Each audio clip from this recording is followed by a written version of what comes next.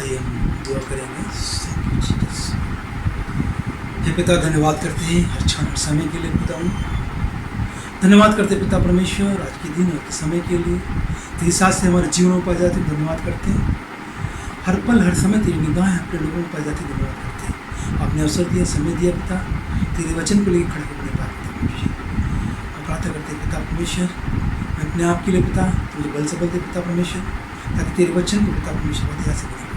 अब बहुत से लोग पिता परमेश्वर को सुने, आशीष पाए पिता परमेश्वर। हम प्रार्थना करते पिता परमेश्वर, जानू के लिए पिता उसे आशीष कर पिता परमेश्वर, तेरे कार्य को प्रचार प्रसार में पिता परमेश्वर उसको बड़ा सहयोग मिल पाए पिता परमेश्वर, और बहुत तरीके से पिता उसको उसके परिवार को आशीष दे। इस छोटी सी विनती को सुनो, ग्रहण कर, तेरे बेटे सुकेश के नाम से मांगते हैं।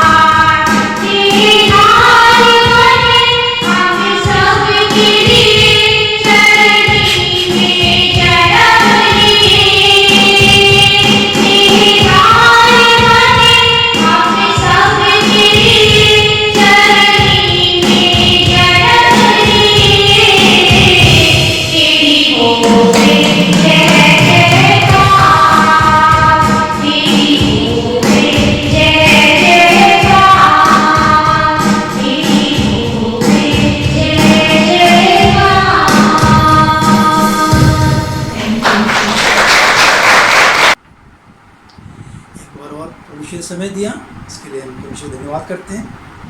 और कुछ ऐसे विषय को लेकर आए जिसमें हमारी कलीसिया की उन्नति हो। और मैं आशा करता हूँ कि आप सब परमेश्वर के वचन के अनुसार अपने परिवार का लालन पालन देख रेख करने पाएंगे। हम आज जो पाठ निकालेंगे नहम्याह 4 उसका 14 पर, नहम्याह 4 उसका 14 पर, जहाँ इस प्रकार लिखा हुआ है, तब मैं देख कर उठा और रईसों और हाकिमों और सब लोगों से कहा, उनसे मत डरो, प्रभु जो महान भययोग है उसी को स्मरण करके अपने भाइयों, बेटे बेटियों, स्त्रियों और घरों के लिए युद्ध करना। परमेश्वर का धन्यवाद हो कि पढ़े जाने पे, सुने जाने पे। आज हम देखें जो समय है, शैतान बहुत आयास से इस संसार पे वार कर रहा है। शैतान जो है कलीसियाओं पे वार नहीं कर रहा, शैतान जो है लोगों पे वार नहीं कर रहा, शैतान जो है जुर्म पे वार नहीं कर रहा है, शैतान जो है परिवार को वार कर रहा है। क्योंकि उसे मालूम है अगर मैं परिवार को तोड़ूंगा तो लोग टूटेंगे, अगर मैं परिवार को तोड़ूंगा तो कलीसियाएं बिखरेंगी। इसलिए उसका सारा ध्यान, सारा कंसंट्रेशन जो है परिवार को लेकर है। और इस समय जो शैतान है हर परिवार को तोड़ने को उतारू है, परिवार के लोगों को अलग अलग करने को उतारू है, उसको बिखेरने को उतारू है। और हम यहाँ देखें किस तरीके से शैतान अपने परिवार को, हमारे परिवार को तोड़ना चाहता है। हाँ, जहाँ हमने पाठ पढ़ा, ये जो है नहम्याह का पाठ है, और यह नहम्याह कहता है कि हमको एक युद्ध करना है, हमें क्या करना है, लड़ना है। किसके लिए? अपने बेटों के लिए, भाइयों के लिए, बेटियों के लिए, स्त्रियों के लिए और घरों के लिए, इनके लिए युद्ध करना है। ये जो नहम्याह है एक राजा का प्याऊ है, और प्याऊ जो है राजा के साथ साथ रहने वाला व्यक्ति है। प्याऊ वो होता है जो राजा के समय, खाने के वक्त, उसकी भोजन वस्तु उसके खाने के पहले टेस्ट करता है। अगर उसे कुछ पानी पीना है या कुछ करना है तो पहले वो टेस्ट करेगा, उसके बाद फिर राजा टेस्ट करेगा। वो बहुत आराम की ज़िंदगी जी रहा था, बहुत अच्छी से ज़िंदगी जी रहा था, परंतु जब उसने अपने लोगों से इस अपने यरूशलेम के बारे में पता किया, मालूम किया, तब वो बहुत दुखी हुआ ये जानकर कि उसके यरूशलेम शहर पर ना उसके घर टूटा हुआ है, परमेश्वर के लोग टूटे हुए हैं, उसकी कलीसिया बिखरी हुई है। बहुत उदास हो गया।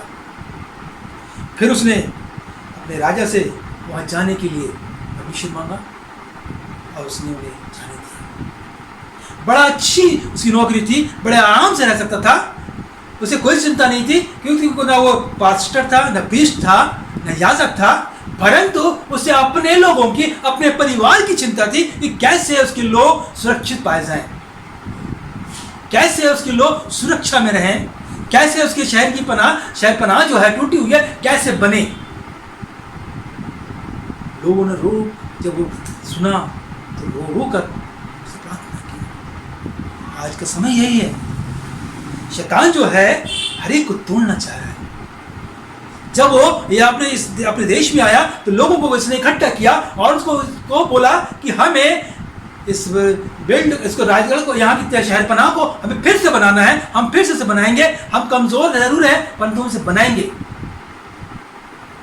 शैतान जो है, शत्रु जो है, हम बनाने नहीं देगा, परंतु हमें तैयार रहना है, हमें बनाना है ताकि हम अपने परिवार के, अपने लोगों की रक्षा कर सके, उन शत्रुओं से हम अपने परिवार को बचा सके, अपने लोगों को बचा सके। और कहता है कि परमेश्वर की सामर्थ को याद करो, परमेश्वर की शक्तियों को स्मरण करो कि किस तरीके से परमेश्वर ने मिस्रियों से अपने पूर्वजों को बचाया, कैसे उसने लाल समुद्र को पार किया, कैसे उसने हमारे भूखों को, जब भूखे थे तो कैसे उसने भोजन कराया, कैसे उसने पानी को पिलाया। उन बातों को स्मरण करो और हमें लड़ना है, हमें लड़ना है अपने भाइयों के लिए, अपने बेटों के लिए, अपनी बेटियों के लिए, अपनी पत्नियों के लिए, अपनी स्त्रियों के लिए, अपने घर वालों के लिए लड़ना है। हमको अपने परिवार को बचाना है। शैतान जो है आज के ज़माने में, आज के समय में शैतान परिवार को तोड़ना चाहता है। तो नहम्याह कहता है हमको लड़ना है, हमें अपने आप को अपने परिवार के लिए लड़ना है, हमको शैतान से अपने परिवार को बचा के रखना है, अपने पत्नी को बचा के रखना है, अपने बाल बच्चों को बचा के रखना है, अपने भाइयों को बचा के रखना है, बहनों को बचा के रखना है। शैतान का तो काम ही है कि वो परिवार को तहस नहस करे। यूहन्ना रचित सुसमाचार उसका 10वां अध्याय और 10वें पद में कहता है चोर और किसी और काम के लिए नहीं, परंतु केवल चोरी करने, घात करने और नष्ट करने के लिए आता है। उसका काम ही है, चोर का काम ही है कि चोरी करेगा। शैतान का काम ही है कि आपको, आपके परिवार को तोड़ेगा। शैतान का काम ही है कि आपको आपके परिवार से अलग कर देगा, क्योंकि वो जानता है कि परिवार अलग हो जाएगा तो कलीसियाएं टूट जाएंगी, परिवार अलग हो जाएगा तो लोग अलग हो जाएंगे और यहाँ का संसार का राज गिरा हो जाएगा। कैसे हम अपने परिवार को बचाएं? प्रश्न ये उठता है, कैसे हम अपने परिवार को संभालें? क्यों? परिवार को बचाना हमारे लिए आवश्यक है।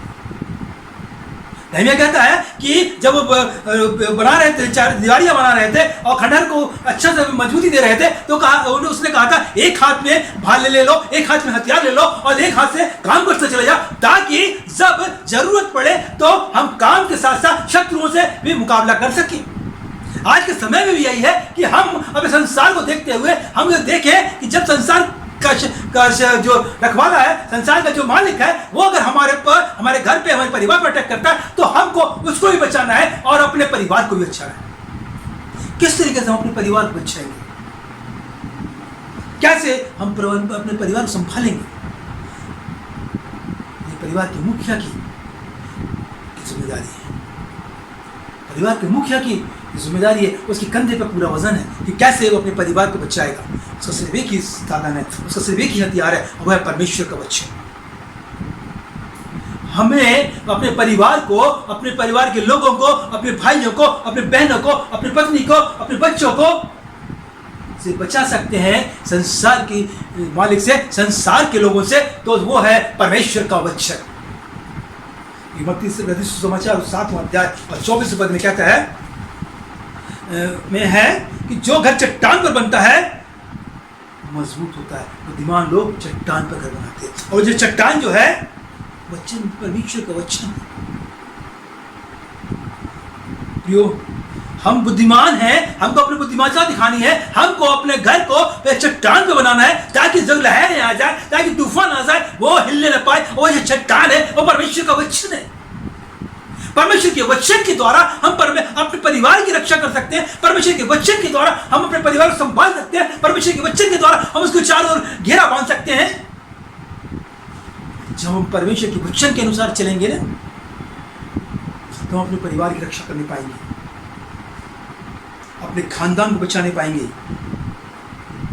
हमको परिवार को संभालना है, वो है परमेश्वर के वचन के द्वारा।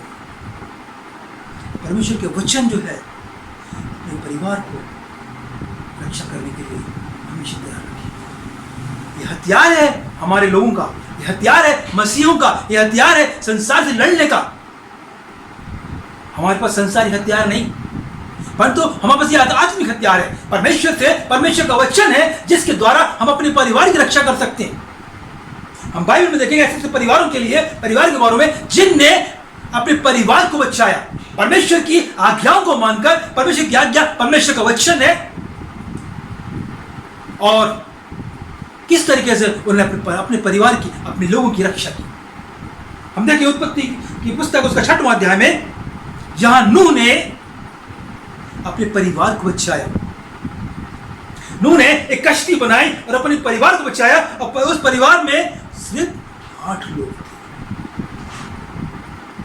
प्रियो, पति पत्नी नूह और उसकी पत्नी, उसके 3 बच्चे और उसकी भूमि।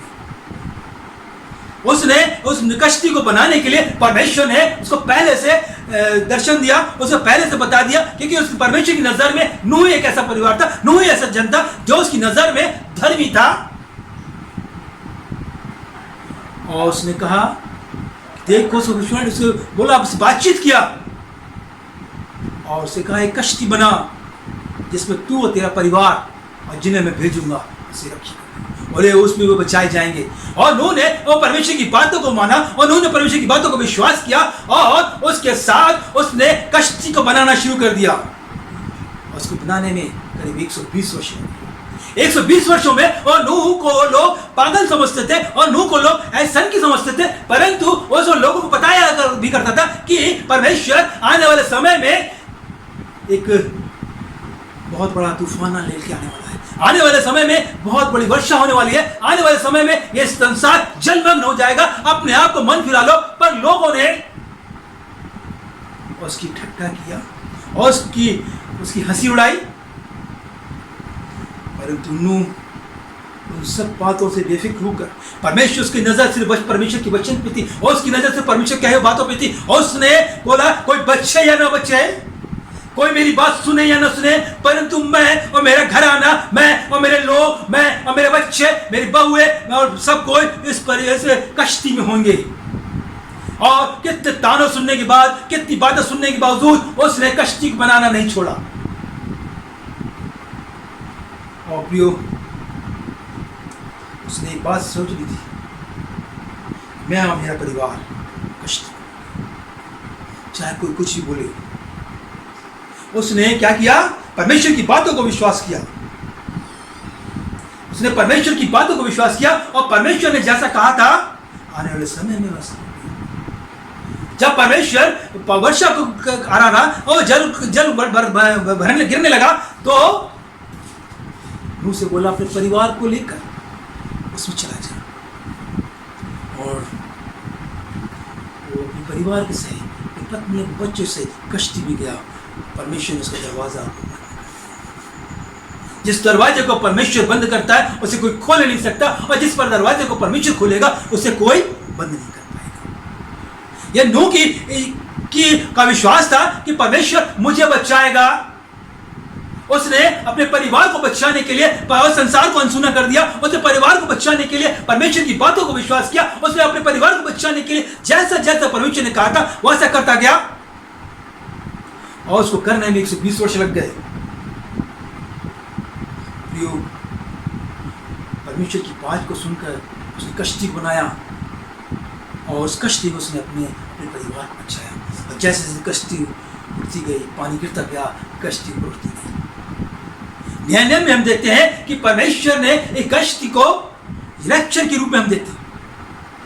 हमारे जमाने में, नए नियम में परमेश्वर मसीह हमारे लिए कश्ती है, प्रभु यीशु मसीह हमारे लिए वचन है, और जैसा जैसा वो कहता है हमको उसके बात को मानना था, जैसा उसने आज्ञा दी हमको उसके अनुसार चलना है। अगर हमको अपने बच्चों को बचाना है, अपने परिवार को बचाना है, तो हमको यीशु मसीह की कश्ती में अपने आप को लेकर आना। नूह ने अपने परिवार को परमेश्वर की बनाई के दी हुई आज्ञा के अनुसार कश्ती बनाया, अपने परिवार को उससे बचाया। अगर हमको अपने परिवार को बचाना है, इस संसार से बचाना है, इस संसार के मालिक से बचाना है, तो हमको परमेश्वर यीशु मसीह के पास आना पड़ेगा। वो हमारी कश्ती है, और जब रैप्चर का समय आएगा, जब वो समय आएगा, जब उसका आगमन होगा, तो जब हम कश्ती में होंगे, हम और हमारा परिवार उससे बच जाएगा। प्रियो, हमारा विश्वास यीशु पर होना है, उसके वचन पर होना है। उसने जो कहा कि मैं आऊंगा और अपने लोगों को लेकर चला जाऊंगा, तो हमारा विश्वास कहां है? अगर हमको अपने परिवार को बचाना है, तो ऐसा परिवार जो नूह का परिवार था, उसने अपने परिवार को बचाने के लिए अपने परिवार की चिंता किया, और उसने परमेश्वर की आज्ञा को माना। और जब उसने परमेश्वर की आज्ञा को माना, तो वो कश्ती में गया, और कश्ती परमेश्वर ने ऊपर उठा ली, पानी जैसे गिरता गया, कश्ती ऊपर उठा ली गई, और वो बचा लिया गया। आज भी अगर हम अपने परिवार को बचाना चाहते हैं, तो हमको हमारी कश्ती जो है यीशु मसीह है, और जब वो आएगा तो हमको बचा लेगा। कब? जब हम यीशु मसीह के पास आएंगे। हमारा विश्वास यीशु को होगा, हमारा और हमारे बच्चों का विश्वास होगा। क्योंकि नूह के समय में नूह के बच्चों ने उन्हें ठिल्ली नहीं उड़ाई, उन्हें उसकी आज्ञा का तोड़ा नहीं, पर तो जैसा नूह ने किया, जैसे आज्ञा दिया, जैसे नूह ने अपने बच्चों को बोला, उन बच्चों ने पिता की आज्ञाओं को मानते रहे, कभी उनके लिए काम करते रहे, और उनके साथ साथ एक विश्वास तक काम किया, और आज्ञाकारी रूप में होने के बाद बच गए। आज के समय में हमको भी अपने बच्चों को आज्ञाकारी बनाना है, अपने बच्चों को परमेश्वर के पास लेकर आना है। अगर आप चाहते हैं कि आपका परिवार आप बचे तो, क्योंकि संसार का जो मालिक है वो तो चाहेगा ही नहीं कि आप बचे, क्योंकि आप बचेंगे अपने परिवार बचाएंगे और कलीसिया बचेगी। उसने स्टार्टिंग किया अपने परिवार से, आपके लोगों से। उसको कलीसिया में इंटरेस्ट नहीं है, उसे लोगों में भीड़ में इंटरेस्ट नहीं है, उसे इंटरेस्ट है आपके परिवार से। क्योंकि जैसे ही परिवार टूटेगा लोग बिखर जाएंगे, लोग नहीं बनेंगे, और जैसे ही कलीसिया परिवार टूटेगा कलीसिया नहीं बनेगी। हमको अपने बच्चों को अपने साथ परमेश्वर यीशु मसीह के पास लेकर आना है। वही हमारी कश्ती है कि जब वो आएगा तो हमें लेकर जाएगा, जब वो आएगा तो हमें साथ उठा लेगा। जैसे नूह समय में कश्ती ऊपर उठा ली गई थी, ऊपर चली गई थी, जल प्रलय आया, तो वैसे जब यीशु मसीह आएगा तो उसका आगमन होगा तो अपने लोगों को जो उस पर विश्वास करते थे, जो उसको विश्वास करेंगे, वो साथ उठा लिए जाएंगे। हमारी शिक्षा कहाँ है? क्या हम अपने बच्चों को यीशु मसीह पर विश्वास लाना सिखा रहे हैं? क्या हम अपनी कलीसिया को, अपने परिवार को यीशु मसीह के पास लेकर आ रहे हैं? अगर नहीं लेकर आए तो लेकर आना है, क्योंकि रिस्पॉन्सिबिलिटी आपकी है। रिस्पॉन्सिबिलिटी कलीसिया की नहीं है, रिस्पॉन्सिबिलिटी पास्टर की नहीं है, रिस्पॉन्सिबिलिटी किसी और की नहीं है, आपकी पड़ोसियों की नहीं है, क्योंकि आपकी है। और आपको बचाना है। आप उसके पिता हैं, आप उसके पालक हैं। घर के जिम्मेदार व्यक्ति आप हैं। जब आप आज्ञा मानेंगे तो आपके बच्चे आपकी आज्ञा मानेंगे। आप परमेश्वर की आज्ञा को मानेंगे, परमेश्वर के नजदीक आएंगे, बच्चे भी आपको देख कर आएंगे। दूसरा परिवार हम देखें, पहले परिवार में नूह का परिवार को देखा, दूसरा परिवार में देखें अय्यूब का परिवार। यहाँ पहला अध्याय 5वें पद में जैसे लिखा हुआ है, और जब जब जेवनान के दिन पूरे हो जाते तब तब अय्यूब उन्हें बुलाकर पवित्र करता और बड़ी भोर उठकर उनकी गिनती के अनुसार होम बलि चढ़ाता था, क्योंकि अय्यूब सोचता था कदाचित मेरे लड़कों ने पाप करके परमेश्वर को छोड़ दिया, और इसी रीति से वो अय्यूब सदैव किया करता था। दूसरा परिवार है अय्यूब का परिवार। हमको अपने परिवार के लिए रोज प्रार्थनाएं करना है।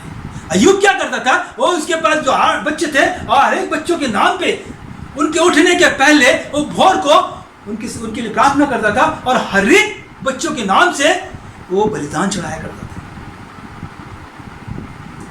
अय्यूब कोई पास्टर नहीं था, अय्यूब कोई प्रीचर नहीं था, अय्यूब कोई भविष्यवक्ता नहीं था, वो सीधा साधा एक व्यापारी था। और व्यापारी होने के बावजूद वो उस देश का बहुत बड़ा प्रतिष्ठित व्यक्ति भी था, बहुत धन दौलत थी उसके पास।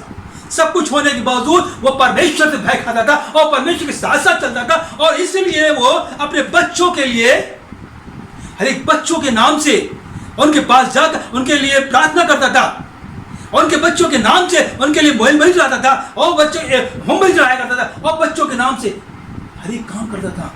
सोचता था शायद मेरे बच्चे गलती न कर दी। प्रियो, हम क्या अपने बच्चों के लिए ऐसी प्रार्थना करते हैं? हमको, क्योंकि बड़े जो मेल बलि चढ़ाया करता था, और हर एक के नाम से चढ़ा करने के बाद वो कुर्बानी चढ़ाता करता था, और शैतान जो है उससे दूर रहता था। क्यों? क्योंकि हर बच्चों के नाम से वो क्या करता था? कुर्बानी चढ़ाता था। कुर्बानी चढ़ाकर लहू को परमेश्वर के सामने समर्पित करता था। और शैतान जो है क्या होता है? लहू से डरता। कैसे लहू से? ऐसे बहने वाले लहू से नहीं, उस लहू से जो खुदावंद को समर्पित होता है, उस लहू से जो परमेश्वर को दिया जाता है। और अय्यूब क्या वही काम करता था, वो हर एक बार हर बच्चों के नाम से होम बलि चढ़ाता था, और उस लहू को परमेश्वर को समर्पित करता था, और समर्पित लहू के द्वारा उनके बच्चे बचाए जाते थे। प्रियो, शैतान इसी समर्पित लहू से डरता है, और इसी की वजह से उसके बच्चों की रक्षा करता है। हम अपने बच्चों के लिए क्या कर रहे हैं? हमको अपने बच्चों के लिए क्या कर रहे हैं? जॉन वेस्ली का नाम आप सुना। जॉन वेस्ली जो मेथोडिस्ट चर्च के संस्थापक हैं, वे अपने परिवार में 11 बच्चे थे इनके। उनकी माँ हर जब वो सो जाया करते थे तो हर बच्चों के सिर पे हाथ रखकर प्रार्थना किया करती थी। और जब भी उनका जो समय था बहुत कठिन समय व्यतीत किया, परंतु उनकी माँ ने प्रार्थनाओं के द्वारा हर बच्चे के सिर, जब वो सो जाए, हर बच्चे के सिर पर प्रार्थना किया करे थे। और आज का उसके आज हम देखें, उनमें से जॉन वेस्ली जो है और मेथोडिस्ट चर्च का बड़ा संस्थापक है, मेथोडिस्ट मिशन का संस्थापक है, और बहुत बड़े बड़े पदों में थे। किसी ने पुस्तकें लिखी, वो किसी ने कुछ लिखा, कोई अच्छे पदों में है, अच्छे पदों में पाए गए जॉन वेस्ली के जो भाई बहन, उनके परिवार के लोग। क्यों? उसका रीजन यही था कि उनकी माँ उनके हर एक बच्चों के सिर पर हाथ रखकर दुआ करती थी, हर एक बच्चे के लिए प्रार्थना करती थी खुदावंद से। आज हमको आवश्यक है अपने परिवार को बचाने के लिए, अपने बच्चों को बचाने के लिए यीशु मसीह के लहू से बच्चों की रक्षा करें। रोज उनके उठने के पहले हमको परमेश्वर के नजदीक में उन बच्चों को लेकर आना है। हम प्रार्थनाएं करें अपने बच्चों के लिए, अपने बच्चों को यीशु मसीह के लहू से ढाके, क्योंकि हर समय आप उसके साथ नहीं रह सकते, हर पल आप उसके साथ व्यतीत नहीं कर सकते। उसके स्कूल का आना, स्कूल से जाना और नौकरी पे जाना, और उसके बाजारों में रहना, हर पल हर समय आप उसके साथ नहीं रह सकते, परंतु यीशु मसीह का लहू हर पल उनके साथ रहेगा। आवश्यक है कि उनके घर से निकलने के पहले हम अपने बच्चों को, उनके निकलने से पहले अपने बच्चों के लिए प्रार्थना करें और लहू को हमेशा लगाएं। जब हम उसके लहू को अपने बच्चों पे लगाएंगे ना, वो समर्पित लहू, शैतान हमारे बच्चों का, हमारे परिवार के लोगों का कुछ नहीं बिगड़ा पाएगा। आप अपने जीवनों में बहुत सी बातों को महसूस करेंगे, वैसे महसूस किया होगा कि कैसे परमेश्वर ने आपको आपके जीवन से बहुत बड़े एक्सीडेंट से बचाया, कैसे परमेश्वर ने आपको उन्नति दी, कैसे परमेश्वर ने इस दुर्घटना से बचाया, कैसे परमेश्वर ने आपको आशीष दिया। रीजन एक ही है, आपके माता पिता ने आपके लिए प्रार्थनाएं की। रीजन एक ही है कि आपके माता पिता ने यीशु मसीह के लहू से आपका घेरा बांधा, इसलिए आप सुरक्षित पाए गए।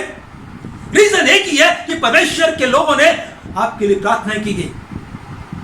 हमें अपने बच्चों के लिए करना है।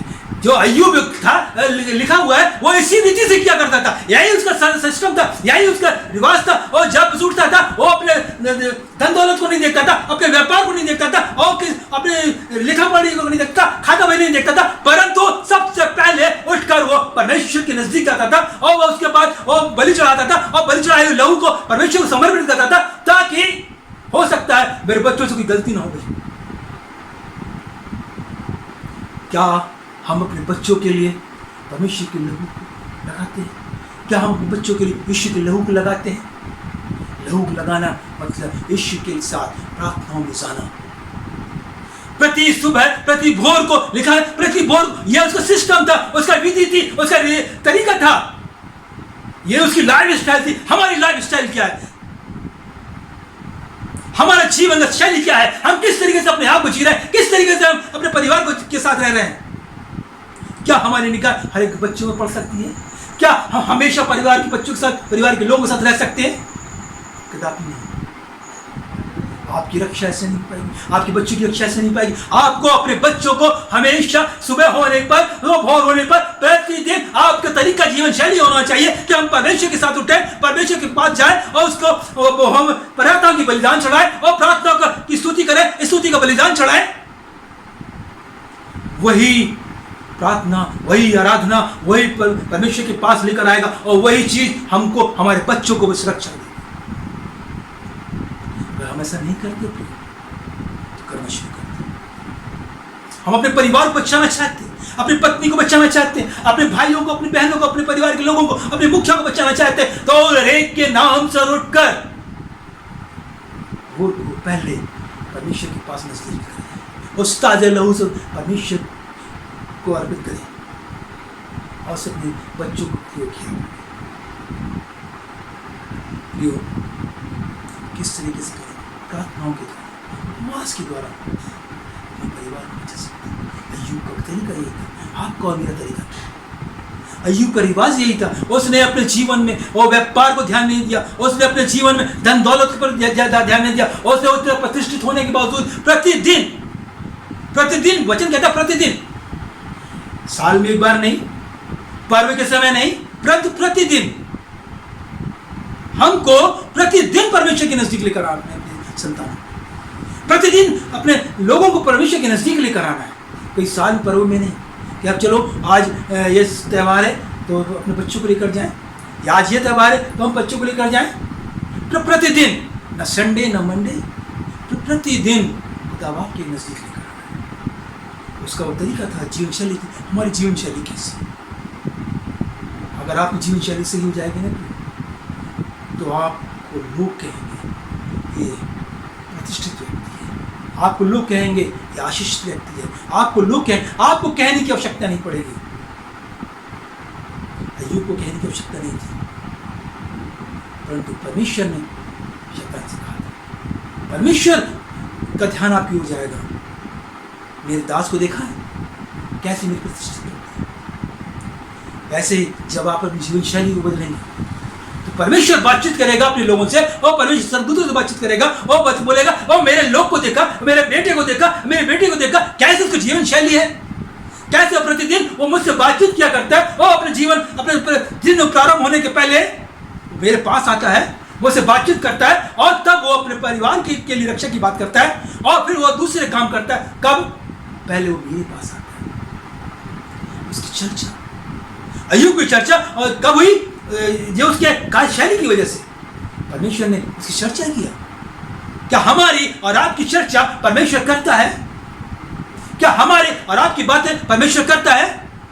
स्वर्गदूतों से क्या आपके हमारे विषय में बातचीत करता है? अगर आप चाहते हैं कि खुदावन आपके लिए बातें करे, खुदावन आपके लिए चर्चा करे, तो आवश्यक है कि आपको अपनी जीवन शैली को चेंज करना पड़ेगा, बदलना पड़ेगा। बच्चों को परमेश्वर की वेदी की पसंद करें, अपने परिवार को। आइए हम तीसरा परिवार को देखें, जो प्रेरितों का काम 12 अध्याय 12 पर। यहाँ पे पतरस के बारे में देखा। पतरस के लिए, पतरस जेल खाने में था और कलीसिया लौ लगाकर प्रार्थना कर रही थी, और जब लौ लगा कर प्रार्थना कर रही थी तो परमेश्वर के स्वर्गदूत ने उसके पीढ़ी को खोल दिया और उसे क्या किया? जेल खाने से बाहर ले आया। और पतरस सोच रहा था कि मैं स्वप्न देख रहा हूँ, मैं दर्शन देख रहा हूँ, पर जब वो बाहर लेकर आया और उसको छोड़ के चला गया तो वो कचा गया, अरे सच बाहर आ गया। और उसके बाद वो कहाँ आया? 12 पद में देखिए, वो पतरस मरियम के घर आया। वो मरियम के घर आया। वो मरियम का घर कैसा घर था? ये मरियम का घर था, दुआ प्रार्थनाओं का घर था। वहाँ हमेशा प्रार्थना हुआ करती थी। उसका पुत्र जो मरकुस कहलाता है, प्रार्थना का असर उस पुत्र पर हुआ। और जो मरियम का पुत्र है वो उसका एक पुत्र था और उसका नाम मरकुस था। अगर आप पढ़ेंगे उस परिवार में प्रार्थना हुआ करती थी, दुआ प्रार्थना वाला घर, ऐसा परिवार जिसमें हमेशा दुआ हुआ करती थी। वहां लिखा हुआ है कि लोग वहां बैठकर मिलकर दुआ कर रहे थे। और दुआ किस लिए कर रहे थे? क्योंकि अभी हमसे पहले पर देखा कि कलीसिया लौ लगाकर प्रार्थना कर रही थी ताकि पतरस छूट जाए। और यहां पर जब पतरस छूटने के बाद या मरियम के घर आया तो वहां भी लोग, जो वो वाला घर था जहां दुआ प्रार्थना होती थी, और जो लोग वहां पर मिलकर दुआ करते थे, वैसा घर जहां प्रार्थना होती है, वो परिवार जहां प्रार्थना हुआ करती। और उनका बेटा था मरकुस। ये जो वो मरकुस है, उसका असर क्या हुआ? उसका असर हुआ वो पत्थर के साथ साथ रहा, क्योंकि उसने बचपन से अपने परिवार में अपने लोगों को प्रार्थनाएं करते हुए देखा। उस मरकुस ने अपनी माता को परमेश्वर से लिपटे हुए देखा, और वचन को जानते हुए देखा, और वचन में लिपटे हुए देखा, और वचन के अनुसार चलते हुए देखा। जैसा हम करते हैं वैसे हमारे आने वाली संतानें करेंगी। एक प्रार्थना वाला घर। हम चाहते हैं कि हमारे संतानें बचे, हम चाहते हैं कि हमारे आने वाली पीढ़ी बचे, तो उसके लिए आवश्यक है हमको अपनी कार्यशैली को बदलना पड़ेगा। हमको अपने घरों में प्रार्थनाएं सभा रखनी है, रखे या न रखे, हमेशा करते रहना है। जिस घर में प्रार्थना सभाएं होती है उसका असर देखिए। ये मरकुस उसके घर में प्रार्थनाएं हुआ करती थी, उसका असर यह हुआ कि वो पत्र के साथ साथ रह रहा। और आने वाले समय में क्या क्या मालूम आपको, हम 400 समाचार देखते हैं और उसमें से 100 समाचार किसने लिखा है? मरकुस। मत्ती के बाद मरकुस। ये वही मरकुस है जिसके घर में प्रार्थना हुआ करती थी, जिसने देखा था, जिसने पतरस के साथ रहकर उसको सीखा और उसको जाना, यीशु मसीह को जाना, और यीशु मसीह को जानने के बाद उसने उसके बारे में लिखा। बहुत बड़ा असर पड़ता है हमारी संतानों का हम पर, हमारे व्यवहारों पर, हमारे बातचीत करने के तरीके से, हमारे मित्रों के लोगों को जानने के लिए हमारे कैसे मित्र हैं, हमारे किस तरह का व्यवहार है, हम किस तरह से बातचीत करते हैं अपने घर में, अपने परिवार में, अपने लोगों में। इसका असर मरकुस पे पड़ा। प्रार्थना का असर पड़ता है और उसका असर ये पड़ा कि वो उसने यीशु मसीह के बारे में, उसी की जीवनी के बारे में एक पुस्तक लिखी। आइए हम एक और परिवार के बारे में देखें। एक चौथा परिवार जो है कुरनेलियुस का। प्रेरितों के काम 10वां अध्याय 1 से 3 के बीच। एक कुरनेलियुस परिवार जो है, अगर हम पढ़ेंगे 1 से 3 के बीच में, बहुत भक्त परिवार। ये परमेश्वर का भक्त था और ये परमेश्वर से डरता था और परमेश्वर को दान दिया करता था और परमेश्वर से प्रार्थना किया। वो परमेश्वर का भक्त था, परमेश्वर को दान से डरता था, परमेश्वर को दान दिया करता था और परमेश्वर से लगातार प्रार्थना करता। अकेला नहीं, परिवार के सही, परमेश्वर से डरने वाला परिवार, परमेश्वर से प्रार्थना करने वाला परिवार, परमेश्वर के लिए लोगों को देने वाला परिवार, और खुले मुक्त से, खुले हाथ से दान दिया करता। और ये छोटा मोटा व्यक्ति नहीं था, ये पलटन का सरदार था और छोटी मोटी हस्ती नहीं थी, बहुत बड़ा पद में, एक अच्छी स्वच्छ पद में था और ये परमेश्वर से लगातार प्रार्थना करता। इसका परिणाम क्या? इसका परिणाम जब जो परिवार का मुखिया परमेश्वर से डरेगा, जो परिवार का मुखिया परमेश्वर का भक्त होगा, जो परिवार का मुखिया परमेश्वर से प्रार्थना करेगा, जो परमेश्वर के लोगों के लिए दान देगा, उस परिवार के मुखिया से परमेश्वर के लोग स्वयं आएंगे। हम आगे देखते हैं कि उसके पास फरिश्ते आए और कहा, तेरी प्रार्थनाएं, तेरे दान पहुंच गए।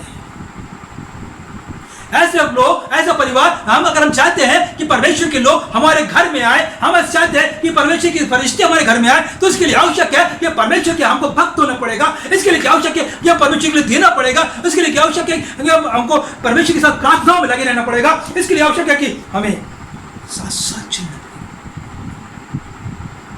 कैसा परिवार है?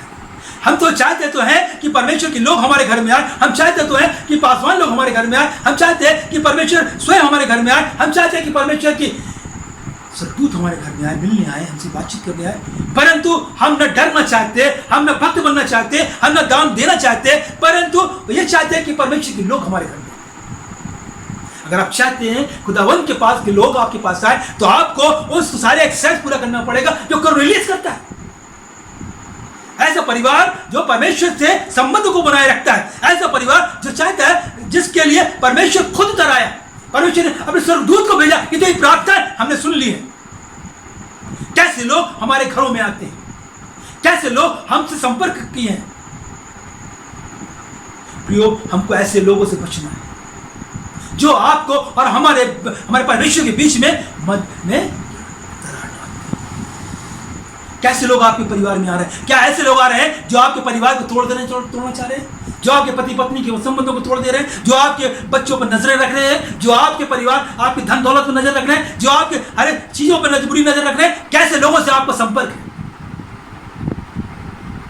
हमको ऐसे लोगों से दूर रहना है, हमको ऐसे लोगों को बायकॉट करना है और हमको सिर्फ ऐसे लोगों से मतलब है, ऐसे लोगों से हमें संबंध रखना है जो परमेश्वर के लोग हों, जो परमेश्वर की बातें करते हो, जो परमेश्वर के साथ साथ चलते हो।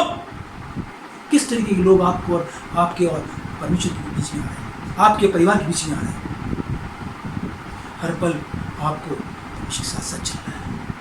आप चाहते तो हैं कि परमेश्वर की आत्मा आपके साथ जुड़ करे, आप चाहते तो हैं कि परमेश्वर दूत आपके पास आए, वो एक्सरसाइज पूरा करना पड़ेगा, कुर्नेलियस के समान उसके समान भक्त बनना पड़ेगा। आपके और परमेश्वर के बीच में जो दरार लेकर आता है, ऐसे लोग को उपाय करना है और उनकी नजरों को आप पहचानना है और उनकी नियतों को आपको पहचानना है। वो आपके परिवार के लिए आ रहे हैं, आपकी धन दौलत के लिए आ रहे हैं, आप किस लिए आ रहे हैं। आपके समय में अगर प्रार्थना के समय में अगर आते हैं तो उनसे कहिए आप हमारे साथ बैठिए।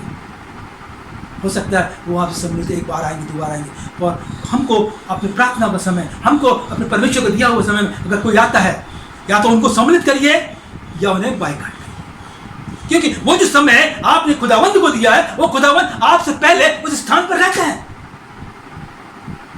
जब हमारा समय परमेश्वर के लिए है तो परमेश्वर हमारे लिए इंतजार करता है। हम तो जब कोई आता है तो हमको उसे इंतजार करने देना है, ना कि परमेश्वर। उनसे कहना है अगर हमारे साथ सम्मिलित हो सकते हैं तो होइए, वरना हम तो परमेश्वर के पास जा रहे हैं। हम उसके साथ बातचीत करना, हमें उसके साथ दुआ करना, हमें उससे प्रार्थनाएं करना, हम और हमारा परिवार। अगर वो आपके साथ सम्मिलित होता है तो बेहतर, नहीं तो कहता है आप उनसे मस्ती करिए। कैसा परिवार है आपका? किस तरीके का परिवार है आपका? क्या आप चाहते हैं कि खुदावंद के लोग आपके पास आए या अन्य लोग आपके घर में आए?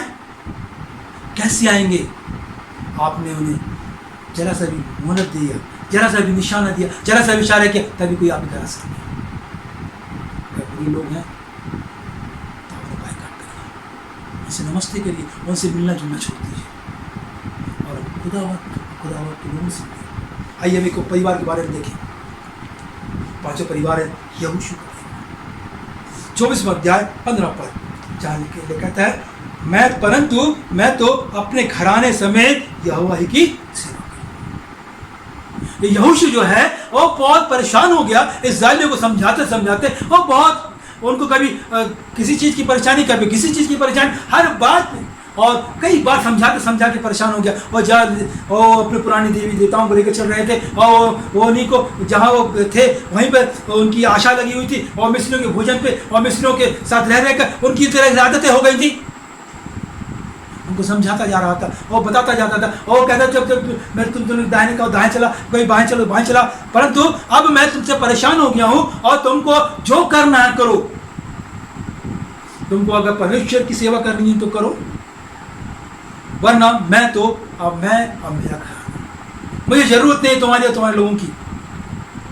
अगर प्रियो आपकी और लोगों के बीच में आपने लोगों को समझाया है, लोगों को आपने बताया है कि वो आपने बहुत अच्छी जगह पर है, आप प्रचारक हैं, आप अपने आपका अच्छा पहुंच है, आपकी अच्छी जान पहचान है, और लोगों को बताते जा रहे हैं और परमेश्वर के वचन के बारे में और परमेश्वर की सामर्थ के बारे में और परमेश्वर की दया के बारे में। और लोग सुनने के बावजूद नहीं सुनना चाहते, लोग को मालूम होने के बावजूद नहीं मालूम करना चाहते, उसकी सामर्थ को जानने के बावजूद उसके साथ साथ चलने नहीं चाहते, तो उनसे सीधा से एक रास्ता है, भैया तुमको जो कुछ करना है करो, परंतु मैं और मेरा घराना परमेश्वर के साथ साथ चलेंगे। और तुमको चलना है तो चलो और नहीं चलना है तो मत चलो, परंतु मैं और मेरे घराना, मैं और मेरे बच्चे और मैं मेरी पत्नी परमेश्वर की सेवा करेंगे, उसके साथ साथ ही चलेंगे।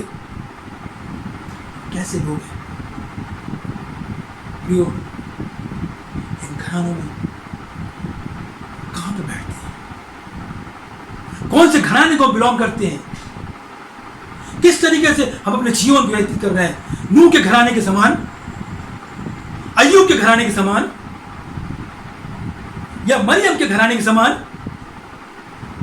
या कुरनेलियस के घराने के समान, या यहोशू के घराने के समान। किस घराने को हम बिलोंग कर रहे हैं, किस घराने को हम रिप्रेजेंट कर रहे हैं? इस संसार का घराना। हमारा और आपका घराना कौन सा है? हमारा घराना परमेश्वर। हमको दवा के साथ साथ चलना है,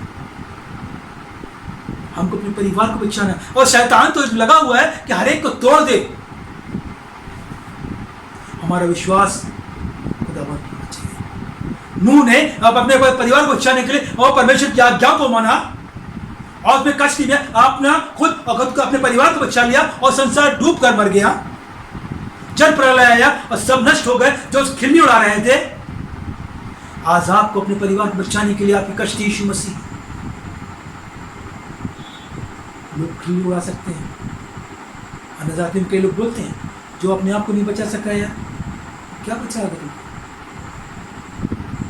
उनकी बातों को ध्यान नहीं देना। ख्रिस्त यीशु मसीह जब वो आएगा तो हम उस कश्ती में सवार होंगे और वो भाग जाएंगे। हमारा परिवार अय्यूब के समान परिवार होना चाहिए। हर एक बच्चे के लिए उंगली चढ़ाएं, हर एक बच्चे के लिए प्रार्थनाएं करें। आज बलि नहीं चढ़ती परंतु प्रार्थनाएं बलिदान के रूप में बढ़ जाती है। चारों ओर घेरा बांधे बच्चों के लिए, उसकी रक्षाओं के लिए, अपने भाई बहनों के लिए। हमें संसार से लड़ना पड़ेगा। संसार ऐसा ही नहीं है। नहम्याह कहता है कि अपने पत्नी के लिए, अपने बच्चों के लिए, अपने भाई बहनों के लिए लड़ना है। हमें कैसे लड़ना है? परमेश्वर के वचन के अनुसार, परमेश्वर के वचन के साथ। हमारे पास यही एक ताकत है जो हम संसार से लड़ सकते हैं। अगर आपके पास परमेश्वर का वचन नहीं, कुछ नहीं। संसार में शक्तिशाली बहुत से लोग हैं और परमेश्वर के वचन सबसे बड़ा है। हमारा परिवार कुर्नेलियुस का परिवार समान, हमारे परिवार यहोशू के परिवार समान। हम किस परिवार का विचार करना है हमें नहीं मालूम। प्रियो, अगर आपने संसार की ओर देखा है तो वहां से अपनी नजर हटा दें। हमें सिर्फ परमेश्वर की ओर देखना है। मैं और मेरा परमेश्वर, मैं और मेरा घराना, हम बचेंगे। चाहे कोई सुने या ना सुने, चाहे कलीसिया के लोग आए या ना आए। हम कितनी बार आप लोगों से बोलेंगे भैया ये हमारे घर मीटिंग आती है तो ठीक है, नहीं आता तो मत आइए। परंतु मैं और मेरे परिवार के लोग उस सभा में रहेंगे, उस मीटिंग में रहेंगे, ताकि हम परमेश्वर के दिए हुए समय में परमेश्वर से बातचीत कर सकें। अगर आपको अपने परिवार की रक्षा करना है, अपने परिवार को बचाना है, तो संसार को छोड़ना है। समय है हम परमेश्वर को परमेश्वर के वचन के अनुसार के साथ आ सकते हैं। अपने परिवार को परमेश्वर के वचन के साथ ही बचा सकते हैं। परमेश्वर अपने वचन के सुने जाने को आशीष दे। आइए हम छोटी सी थैंक यू। हे पिता, धन्यवाद करते हैं खुदावन, तूने अवसर दिया पिता, बल दिया, सामर्थ दिया पिता, तेरे वचन को शेयर करने के लिए। प्रार्थना करते जिन्होंने जो भी सुनते हैं उनके परिवार से आशीष दे, क्योंकि तू नहीं चाहता पिता परमेश्वर कि कोई शैतान के हाथों में आए पिता। क्योंकि शैतान तो चाहता खुदावंदा कि तेरे लोगों को छीन ले पिता, परंतु खुदावन तू अपने वचन के द्वारा हर एक परिवार को बचा, हर एक जन को बचा पिता। जो भी ये सुन रहे हैं खुदावंदा, वो पिता परमेश्वर उनके परिवार को आशीष कर पिता परमेश्वर, उनके परिवार को तो अनुग्रह कर खुदावंद। वो क्योंकि उन्होंने ठाना है पिता परमेश्वर कि वो पिता परमेश्वर संसार से परे वो तेरे नजदीक आना चाहते, वो अपने परिवार को तेरे परिवार से मिला देना चाहते पिता, वो अपने परिवार को पिता परमेश्वर तेरे लहू से बचाना चाहते खुदावंदा। और उन पिता जो सुनने वाले लोगों परिवार को पिता परमेश्वर बचा, उनके परिवार को पिता लहू से बांध पिता खुदावंदा। और उनकी कष्टी तू हो खुदावा, ओ पिता जब तू आए खुदावा तो उनको उठा ले पिता। वो खुदा संसार से परे पिता तेरी सेवा करना चाहते, ऐसे परिवार को पिता तेरे हाथों में सौंपते पिता। हर परिवार को तेरी निगाहों में सौंपते पिता। अपने आप को, अपने पासवान को तेरे हाथों में सौंपते। इस छोटी सी विनती को सुनो, कबूल कर, तेरे बेटे श्री कृष्ण के नाम से मांग।